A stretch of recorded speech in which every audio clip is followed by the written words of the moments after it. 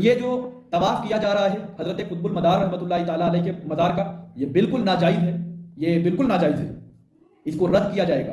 سجدہ قبور اور طواف قبور بالاتفاق حرام ہے، اس میں کوئی دوسری رائے نہیں ہے۔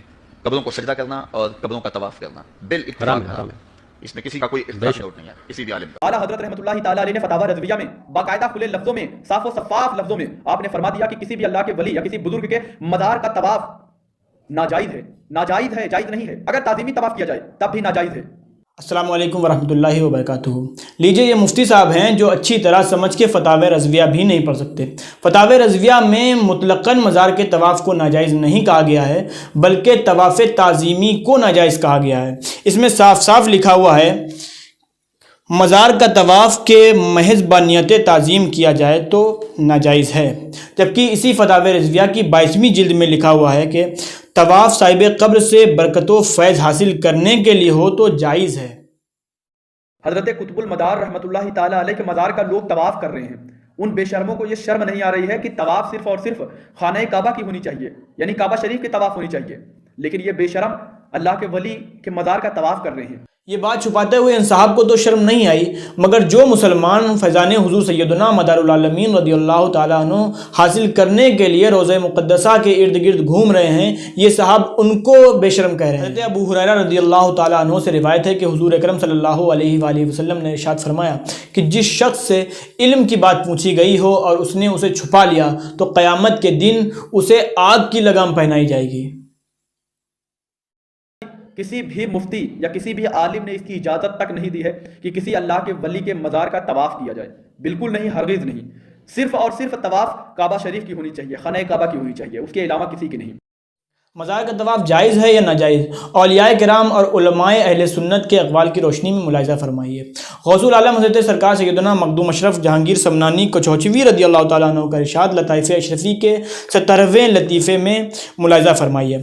آپ فرماتے ہیں کہ جب زیارت قبور کے لیے جائے تو پینتی کی طرف سے داخل ہو اور 3 یا 7 بار قبر کے گرد طواف کرے۔ اور اسی صفحے پر آخر میں تحریر فرماتے ہیں کہ شیخ ابو سعید کو جب قبض ہوتا تھا تو پیر ابو الفضل کی زیارت کو جاتے تھے۔ ایک دن قبض تھا، مجلس میں رونا شروع کیا، اس کے بعد پیر ابو الفضل کے مزار پر حاضری دی۔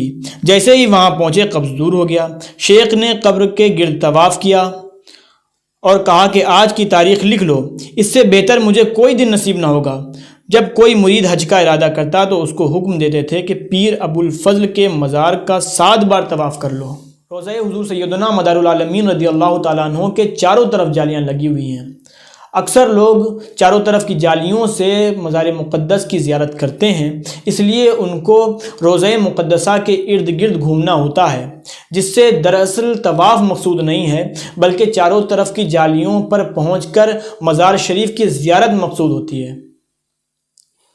اور فتاوی رضویہ کے مطابق اگر طواف مقصود بالذات نہ ہو تب تو اس کا جائز ہونا ظاہر ہی ہے، اور اگر طواف مقصود بالذات ہو تو اس میں صرف نیت کا فرق ہے کہ طواف تعظیم کی نیت سے ہے یا فیض و برکت حاصل کرنے کے لیے۔ اگر طواف تعظیم کی نیت سے ہے تو حرام ہے، اور اگر طواف صاحب قبر سے فیض و برکت حاصل کرنے کے لیے ہے تو جائز ہے۔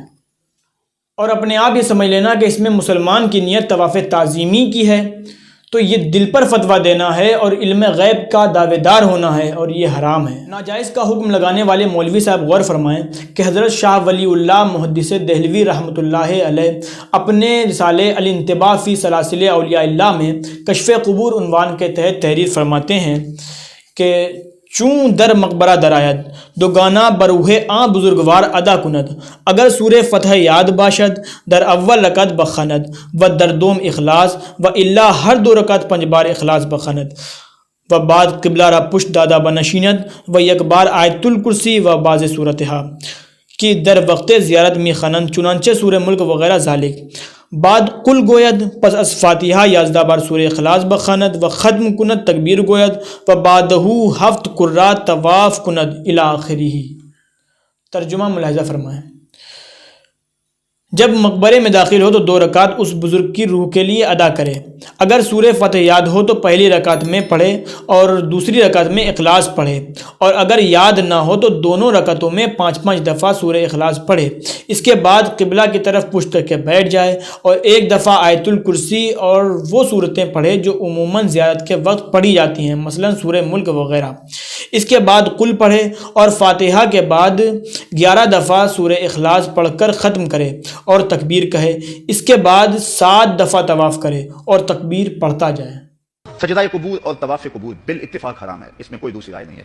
قبروں کو سجدہ کرنا اور قبروں کا طواف کرنا بالاتفاق حرام ہے، اس میں کسی کا کوئی اختلاف نہیں ہے، کسی بھی عالم کا۔ طواف کو بالاتفاق ناجائز و حرام کہنے والے ثاقب صاحب غور فرمائیں کہ حضرت شاہ ولی اللہ محدث دہلوی رحمۃ اللہ علیہ اور فیض و برکت کے لیے طواف کو جائز کہنے والے فاضل بریلوی کے بارے میں کیا خیالات ہیں۔ حضور غوث العالم سرکار سیدنا مخدوم اشرف جہانگیر سمنانی کچھوچوی رضی اللہ تعالیٰ عنہ کا فرمان علی شان بھی آپ حضرات نے ملاحظہ کیا، اور الملفوظ میں بھی اس کی نظیر ملتی ہے کہ بزرگان دین خود اپنے بزرگوں کی مزارات کا طواف کرتے رہے ہیں۔ الملفوظ حصہ سوم صفحہ نمبر 43 پر تحریر ہے۔ حضرت خواجہ غریب نواز رضی اللہ تعالیٰ عنہ کے تذکرے پر فرمایا کہ حضرت خواجہ کے مزار سے بہت کچھ فیوز و برکات حاصل ہوتے ہیں۔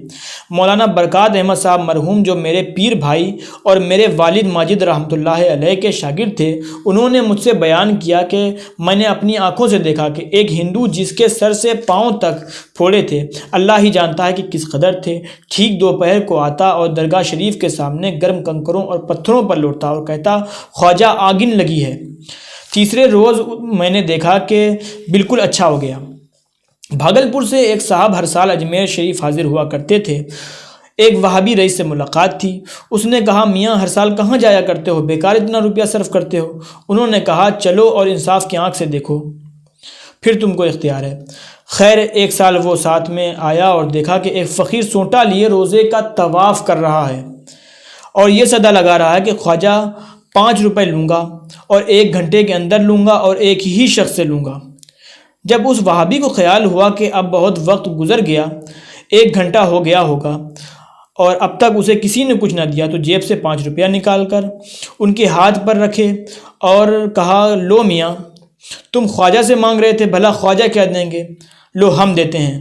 پھر فقیر نے وہ روپے تو اپنی جیب میں رکھے اور ایک چکر لگا کر زور سے کہا خواجہ تورے بلیہاری جاؤں، دلوائے بھی تو کیسے خبیث منکر سے۔ کچھ سمجھ میں آیا حضرات؟ پہلے خواجہ سے مانگ رہے تھے تو طواف کر رہے تھے، اور جب مدعا حاصل ہو گیا پھر چکر لگایا۔ اس سے معلوم ہوا کہ فیض و برکت کے حصول کے لیے طواف جائز ہے۔ فاضل بریلوی نے اس واقعے کو بیان تو کیا لیکن اس کی تردید نہیں کی۔ اس سے صاف ظاہر ہے کہ انہوں نے اس طواف کو ناجائز نہیں سمجھا۔ علماء دیوبند کے پیشوا مولانا اشرف علی تھانوی نے بھی طواف استفاضہ کو کسی حد تک جائز مانا ہے۔ مزید معلومات اور مکمل تفصیلات جاننے کے لیے فقیہ الامت جلالۃ العلم استاد العلماء حضرت علامہ مولانا مفتی ابوالحماد محمد اسرافیل حیدری حبیبی مداری صاحب قبلہ کی تصنیف طواف استفاضہ کا مطالعہ کیجیے، اور طواف قبر کو بالاتفاق حرام کرنے والے مفتی صاحب دیکھ لیں کہ طواف قبر کا حکم کسی جاہل نے دیا ہے یا یہ علماء کرام ہیں جنہوں نے حصول فیض و برکت کے لیے طواف قبر کو جائز لکھا ہے۔ آپ کے قول سے ان علماء و صلحاء کی تجہیل و توہین ہوتی ہے، اس لیے اپنے اس قول سے توبہ اور رجوع کریں۔